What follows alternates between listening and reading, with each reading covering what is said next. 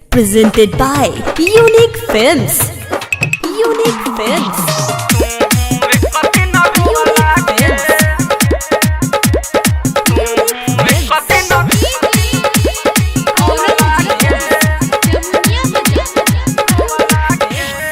Mixed by Happy Digital Recording Studio Chanpatia. कोई के प्यारे वाले दिलावा पकइलू छोड़ी के दूर हमसे कहां तू गइलू कोई के प्यारे वाले दिलावा पकइलू छोड़ी के दूर हमसे कहां तू गइलू तो मिला विश्वास वाला ढोला के रोइल जैसे तू हुए कदी न रोबू याद आई हमके खोला के व्हाट्सएप पे स्टेटस लगइबू तू हुए कदी न रोला के व्हाट्सएप पे स्टेटस लगइबू तू हुए कदी न रोला के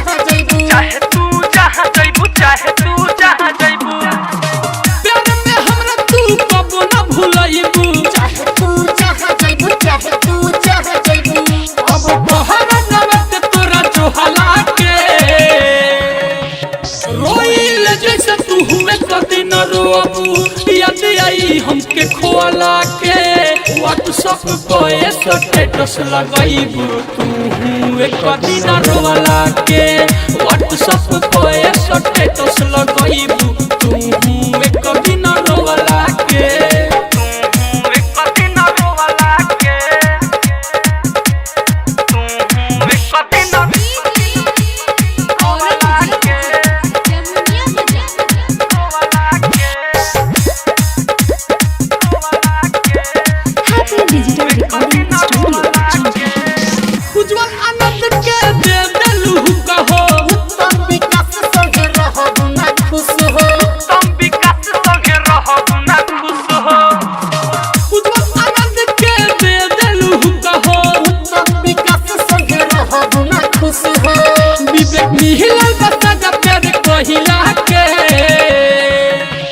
रोइल जैसा तू हुए कभी न रोबू याद आई हमके खोला के व्हाट्सएप पे स्टेटस लगइबू तू हुए कभी न रोला के व्हाट्सएप पे स्टेटस लगइबू तू हुए कभी न रोला के।